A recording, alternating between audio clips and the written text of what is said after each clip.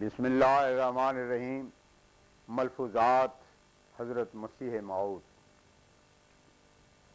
اس مجمع میں بہت سے لوگ ایسے ہیں جن کو بخوبی علم ہے کہ آن حضرت صلی اللہ علیہ وسلم کی بعثت کے وقت عرب کا کیا حال تھا۔ کوئی بدی ایسی نہیں تھی جو ان میں نہ پائی جاتی ہو۔ جیسے کوئی ہر صیغہ اور امتحان کو پاس کر کے کامل استاد ہر فن کا ہو جاتا ہے، اسی طرح پر وہ بدیوں اور بدکاریوں میں ماہر اور پورے تھے۔ شرابی، زانی، یتیموں کا مال کھانے والے، قمار باز، غرض ہر برائی میں سب سے بڑے ہوئے تھے، بلکہ اپنے بدکاریوں پر فخر کرنے والے تھے۔ ان کا قول تھا ما ہی الا حیاتنا الدنیا نموت و نحیا، الجاثیہ آیت 25۔ ہماری زندگی اسی قدر ہے کہ یہاں ہی مرتے ہیں اور زندہ ہوتے ہیں، حشر نشر کوئی چیز نہیں، قیامت کچھ نہیں، جنت کیا ہے اور جہنم کیا۔ قرآن شریف کے احکام جن بدیوں اور برائیوں سے روکتے ہیں وہ سب مجموعی طور پر ان میں موجود تھیں۔ ان کی حالت کا یہ نقشہ ہے جس پر غور کرنے سے صاف معلوم ہو سکتا ہے کہ وہ کیا تھے۔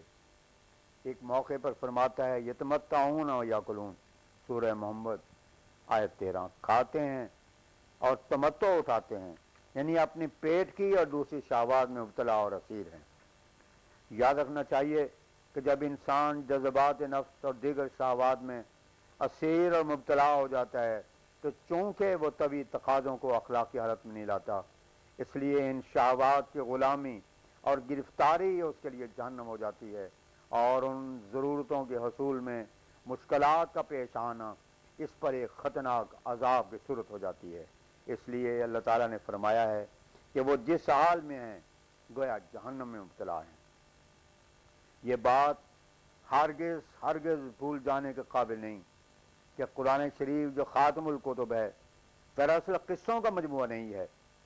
جن لوگوں نے اپنی غلط فہمی اور حق پوشی کی بنا پر قرآن شریف کو قصوں کا مجموعہ کہا ہے، انہوں نے حقائق شناس فطرت سے حصہ نہیں پایا، ورنہ اس پاک کتاب نے تو پہلے قصوں کو بھی ایک فلسفہ بنا دیا ہے، اور یہ اس کا احسان عظیم ہے ساری کتابوں اور نبیوں پر، ورنہ آج ان باتوں پر ہنسی کی جاتی۔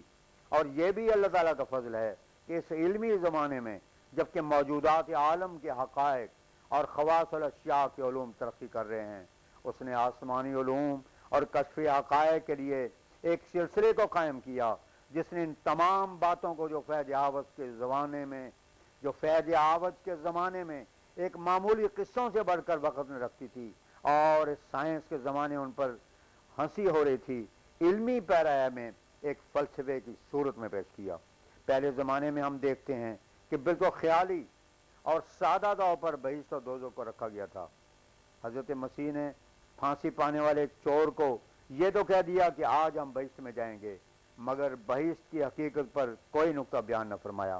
ہم اس وقت اس سوال کو سامنے لانے کی ضرورت نہیں سمجھتے کہ عیسائیوں کے انجیلی عقیدے اور بیان کے موافق وہ بہشت میں گئے یا حاویہ میں ہیں، بلکہ صرف یہ دکھانا ہے کہ بہشت کی حقیقت انہوں نے کچھ بیان نہیں کی۔ ہاں، یوں تو عیسائیوں نے اپنے بہشت کی مساحت بھی کی ہوئی ہے، برخلاف اس کے قرآن شریف کسی تعلیم کو قصے کے رنگ میں پیش نہیں کرتا، بلکہ وہ ہمیشہ ایک علمی صورت میں اسے پیش کرتا ہے۔ مثلا اسی بہشت و دوزخ کے متعلق قرآن شریف فرماتا ہے من کان فی ہذہ اعمی فہو فی الآخرۃ اعمی، سورہ بنی اسرائیل آیت 73، یعنی جو اس دنیا میں اندھا ہے وہ آخرت میں بھی اندھا ہوگا۔ کیا مطلب کہ خدا تعالیٰ اور دوسرے عالم کے لذات کے دیکھنے کے لیے اسی جان میں حواس اور آنکھیں ملتی ہیں، جس کو اس جان میں نہیں ملیں اس کو وہاں بھی نہیں ملیں گی۔ اب یہ امر انسان کو اس طرف متوجہ کرتا ہے کہ انسان کا فرض ہے کہ وہ ان حواس اور آنکھوں کے حاصل کرنے کے واسطے اسی عالم میں کوشش اور صحیح کرے تاکہ دوسرے عالم میں بینا اٹھے۔ ایسا ہی عذاب کی حقیقت اور فلسفہ بیان کرتے ہوئے قرآن شریف فرماتا ہے نار اللہ الموقدۃ التی تطلع علی الافئدہ، سورہ الحمزہ آیت 7 و 8، یعنی اللہ تعالیٰ کا عذاب ایک آگ ہے جس کو وہ بھڑکاتا ہے اور انسان کے دلی پر اس کا شعلہ بھڑکتا ہے۔ اس کا مطلب یہ ہے کہ عذاب الہی اور جہنم کی اصل جڑ انسان کا اپنا ہی دل ہے، اور دل کے ناپاک خیالات اور گندے ارادے اور عزم اس جہنم کا ایندھن ہے۔ اور پھر بہشت کے انعامات کے متعلق نیک لوگوں کی تعریف میں اللہ تعالیٰ فرماتا ہے یفجرونہا تفجیرا، سورہ دار آیت 7، یعنی اس جگہ نہریں نکال رہے ہیں۔ اور پھر دوسری جگہ مومنوں اور اعمال صالحہ کرنے والوں کی جزا کو بیان کرتے ہوئے فرماتا ہے جنات تجری من تحت الانہار۔ اب میں پوچھتا ہوں کہ کیا کوئی ان باتوں کو قصہ قرار دے سکتا ہے؟ یہ کیسی سچی بات ہے؟ جو یہاں آپاسی کرتے ہیں وہی پھل کھائیں گے۔ غرض قرآن شریف اپنی ساری تعلیموں کو علوم کی صورت اور فلسفے کے رنگ میں پیش کرتا ہے، اور یہ زمانہ جس میں خدا تعالیٰ نے علوم حقہ کی تبلیغ کے لیے اس سلسلہ کو خود قائم کیا ہے، کشف حقائق کا زمانہ ہے۔ بس یاد رکھنا چاہیے کہ قرآن شریف نے پہلی کتابوں اور نبیوں پر احسان کیا ہے جو ان کی تعلیموں کو جو قصے کے رنگ میں تھے علمی رنگ دے دیا ہے۔ میں سچ سچ کہتا ہوں کہ کوئی شخص ان قصوں اور کہانیوں سے نجات نہیں پا سکتا جب تک کہ وہ قرآن شریف کو نہ پڑھے، کیونکہ قرآن شریف ہی کی یہ شان ہے کہ وہ انہ لقول فصل وما هو بالحق، الطارق آیت 14 و 15۔ وہ میزان، مہیمن، نور اور شفا اور رحمت ہے۔ جو لوگ قرآن شریف کو پڑھتے اور اسے قصہ سمجھتے ہیں انہوں نے قرآن شریف نہیں پڑھا بلکہ اس کی بے حرمتی کی ہے۔ ہمارے مخالف کیوں ہماری مخالفت میں اس قدر تیز ہوئے ہیں؟ صرف اسی لیے کہ ہم قرآن شریف کو جیسا کہ خدا تعالی نے فرمایا ہے کہ وہ سراسر نور، حکمت اور معرفت ہے دکھانا چاہتے ہیں، اور وہ کوشش کرتے ہیں کہ قرآن شریف کے ایک معمولی قصے سے بڑھ کر وقت نہ دیں۔ ہم اس کو گوارا نہیں کر سکتے۔ خدا تعالیٰ نے اپنے فضل سے ہم پر کھول دیا ہے کہ قرآن شریف ایک زندہ اور روشن کتاب ہے، اس لیے ہم ان کی مخالفت کی کیوں پرواہ کریں؟ غرض میں بار بار اس امر کی طرف ان لوگوں کو جو میرے ساتھ رکھتے ہیں نصیحت کرتا ہوں کہ خدا تعالیٰ نے اس سلسلے کو کشف حقائق کے لیے قائم کیا ہے، کیونکہ بدون اس کے عملی زندگی میں کوئی روشنی اور نور پیدا نہیں ہو سکتا۔ اور میں چاہتا ہوں کہ عملی سچائی کے ذریعے اسلام کی خوبی دنیا پر ظاہر ہو، جیسے کہ خدا نے مجھے اس کام کے لیے معمور کیا ہے۔ اس لیے قرآن شریف کو کثرت سے پڑھو، مگر نرا قصہ سمجھ کر نہیں بلکہ ایک فلسفہ سمجھ کر۔ اب میں پھر اصل مطلب کی طرف رجوع کر کے کہتا ہوں کہ قرآن شریف نے بہشت اور دوزخ کی جو حقیقت بیان کی ہے کسی دوسری کتاب نے بیان نہیں کی۔ اس نے صاف طور پر ظاہر کر دیا کہ اسی دنیا میں یہ سلسلہ جاری ہوتا ہے۔ چنانچہ فرمایا لمن خاف مقام ربہ جنتان، سورہ رحمان آیت 47، یعنی جو شخص خدا تعالیٰ کے حضور کھڑا ہونے سے ڈرا اس کے واسطے دو بہشت ہیں، یعنی ایک بہشت تو اسی دنیا میں مل جاتا ہے کیونکہ خدا تعالیٰ کا خوف اس کو برائیوں سے روکتا ہے اور بدیوں کی طرف دوڑنا دل میں ایک اضطراب اور قلق پیدا کر دیتا ہے جو بجائے خود ایک خطرناک جہنم ہے۔ لیکن جو شخص خدا کا خوف کھاتا ہے تو وہ بدیوں سے پرہیز کر کے اس عذاب اور درد سے تو دم نقص بچ جاتا ہے جو شہوات اور جذبات نفسانی کی غلامی اور اسیری سے پیدا ہوتا ہے، اور وہ وفاداری اور خدا کی طرف جھکنے میں ترقی کرتا ہے جس سے ایک لذت اور سرور اسے دیا جاتا ہے، اور یوں بہشتی زندگی اسی دنیا سے اس کے لیے شروع ہو جاتی ہے، اور اس طرح پر اس کے خلاف کرنے سے جہنمی زندگی شروع ہو جاتی ہے، جیسا کہ میں نے پہلے بیان کر دیا ہے۔ اس وقت میرا صرف یہ مطلب ہے کہ میں اس دوسری دلیل کی طرف تمہیں متوجہ کروں جو حضرت صلی اللہ علیہ وسلم کی نبوت پر خدا تعالیٰ نے دی ہے، یعنی یہ کہ آپ جس کام کے لیے آئے تھے اس میں پورے کامیاب ہو گئے۔ میں نے بتایا کہ جب آپ تشریف لائے تو آپ نے ہزارہ مریضوں کو مرض کے آخری درجے میں پایا جو ان کی موت تک پہنچ گیا تھا، بلکہ حقیقت میں وہ مر ہی چکے تھے، جیسا کہ اس وقت کی تاریخ کے پتہ سے معلوم ہوتا ہے۔ پھر انصافاً کوئی سوچے کہ اپنے خدمت گار کے عیب دور نہیں کر سکتے، تو جو شخص ایک بگڑی ہوئی قوم کی ایسی اصلاح کر دے کہ گویا وہ عیب اس میں تھے ہی نہیں، تو اس سے بڑھ کر اس کی صداقت کی اور کیا دلیل ہو سکتی ہے۔ افسوس سے کہنا پڑتا ہے کہ مسلمانوں نے اس طرف توجہ نہیں کی، ورنہ یہ ایسے روشن دلائل ہیں کہ دوسرے نبیوں میں اس کے نظائر بہت ہی کم ملیں گے۔ مثلا جب ہم آپ کے بالمقابل حضرت مسیح کو دیکھتے ہیں تو کس قدر افسوس ہوتا ہے کہ وہ چند حواریوں کی بھی کامل اصلاح نہ کر سکے اور ہمیشہ ان کو سست اعتقاد کہتے رہے، یہاں تک کہ بات کو شیطان بھی کہا۔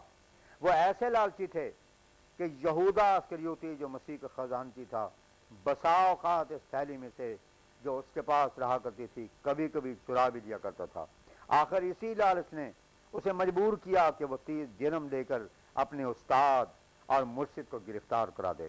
ادھر جب نبی کریم صلی اللہ علیہ وسلم کے صحابہ کی طرف دیکھتے ہیں تو انہوں نے اپنی جانیں دے دینی آسان سمجھی، بجائے اس کے کہ ان میں غداری کا ناپاک حصہ پایا جاتا۔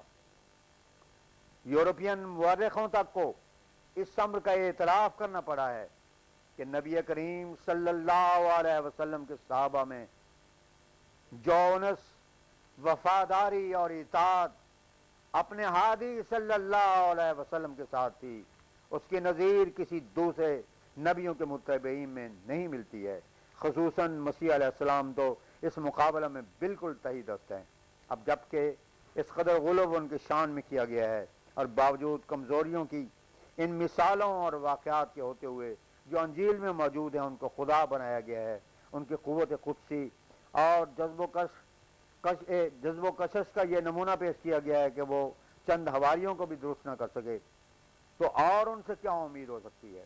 عیسائی جب حواریوں کی اعتقادی اور عملی کمزوریوں کا کوئی جواب نہ دے سکے تو یہ کہہ دیتے ہیں کہ مسیح کے بعد ان میں قوت اور طاقت آ گئی تھی اور وہ کامل نمونہ ہو گئے تھے، مگر یہ جواب کیسا مذاق خیز اور عذر گناہ بدتر از گناہ کا مصداق ہے کہ چراغ کی موجودگی میں تو کوئی روشنی نہیں، چراغ کے بجھ جانے کے بعد روشنی ہو گئی۔ کیا خوب!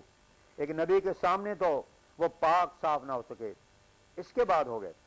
اس سے تو معلوم ہوا کہ مسیح اپنی قوت قدسی کے لحاظ سے اور بھی کمزور اور ناتوان تھا۔ معاذ اللہ، یہ ایک نحوست تھی کہ جب تک حواریوں کے سامنے رہی وہ پاک نہ ہو سکے، اور جب اٹھ گئی تو پھر روح القدس سے معمور ہو گئے۔ تعجب! بہت سے انگریز مصنفوں نے بھی اس مضمون پر قلم اٹھایا ہے اور رائے ظاہر کی ہے کہ مسیح نے ایک گروہ پایا تھا جو پہلے سے تورات کے مقاصد پر اطلاع پا چکے تھے اور فقیہوں اور فریسیوں سے خدا کی باتیں سنتے تھے۔ اگر وہ راست باز اور پاک باز ہوتے تو کوئی تعجب کی بات نہ تھی، اور 1400 برس تک لگاتار ان میں وقتاً فوقتاً نبی اور رسول آتے رہے جو خدا کے احکام اور حدود سے انہیں اطلاع دیتے رہے، گویا ان کے نطفے میں رکھا ہوا تھا کہ وہ خدا کو مانیں اور خدا کے حدود کی عظمت کریں اور بدکاری سے بچیں۔ پھر کیوں کر ممکن تھا کہ وہ اس تعلیم سے جو مسیح انہیں دینا چاہتا تھا بے خبر ہوتے؟ مسیح اگر انہیں درست بھی کر دیتے تب بھی یہ کوئی بڑی قابل تعریف بات نہیں تھی، کیونکہ ایک طبیب کے کامل علاج کے بعد اگر کوئی دوسرا اچھا کر دے تو یہ خوبی کی بات نہیں ہے۔ اس لیے بفرض محال اگر مسیح نے کوئی فائدہ پہنچایا بھی ہو تو بھی یہ کوئی قابل تعریف بات نہیں ہے۔ لیکن افسوس ہے کہ یہاں فائدہ کی نظیر بھی نظر نہیں آتی۔ یہودا نے 30 روپے لے کر استاد کو بیچ لیا اور پطرس نے سامنے کھڑے ہو کر لعنت کی، اور دوسری طرف نبی کریم صلی اللہ علیہ وسلم کے صحابہ نے احد اور بدر میں آپ کے سامنے سر دے دیے۔ اب انصاف کا مقام ہے کہ اگر نبی کریم صلی اللہ علیہ وسلم نہ آئے ہوتے اور قرآن شریف نہ ہوتا تو ایسے نبی کی بابت کیا کہتے جس کی تعلیم اور قوت قدسی کے نمونے یہودا اسکریوتی اور پطرس ہیں۔ قوت قدسی کا یہ حال اور تعلیم ایسی ادھوری ہے، ناقص، کہ کوئی دانشمند اسے کامل نہیں کہہ سکتا، اور نہ صرف یہی بلکہ انسان کی تمدنی، معاشرتی اور سیاسی زندگی کو اس سے کوئی تعلق ہی نہیں، اور پھر لطف یہ کہ اس کے کوئی تاثیرات باقی نہیں ہیں۔ دعویٰ ایسا کہ عقل، کانشنس، قانون قدرت اور متقدمین کے عقائد اور مسلمات کے سری خلاف ہے۔ ان انگریز مصنفوں کو اقرار کرنا پڑا ہے کہ اگر قرآن نہ آتا تو بہت بری حالت ہوتی. انہوں نے اعتراف کیا ہے کہ رسول اللہ صلی اللہ علیہ وسلم نے درندوں اور واشیوں کو درست کیا اور پھر ایسے صادق اور وفادار لوگ تیار کیے کہ انہوں نے اس کی رفاقت میں کبھی اپنے جان و مال کی بھی پرواہ نہیں کی. اس قسم کی وفاداری اور اطاعت ایثار اور جان نثاری پیدا نہیں ہو سکتی جب تک مقتدا اور مطبوع میں اعلیٰ درجے کی قوت قدسی اور جذب نہ ہو. پھر لکھتا ہے کہ عربوں کو سچی راست بازی ہی نہ سکھائی گئی تھی بلکہ ان کی دماغی قوتوں کی بھی تربیت کی تھی. ہواری تو ایک گاؤں کا بھی انتظام نہ کر سکتے تھے مگر صحابہ نے دنیا کا انتظام کر کے دکھا دیا. کون کہہ سکتا ہے کہ ابو بکر اور عمر رضی اللہ عنہما کے والدین نے حکومت اور سلطنت کی تھی اور اس لیے وہ انتظام ملکداری اور قوانین سیاست سے آگاہ تھے؟ نہیں، ہرگز نہیں. یہ صرف نبی کریم صلی اللہ علیہ وسلم کی تربیت اور قرآن شریف کی کامل تعلیم کا نتیجہ تھا کہ ایک طرف اس نے ان کو فرشتہ بنا دیا اور دوسری طرف وہ عقل مجسم ہو گئے.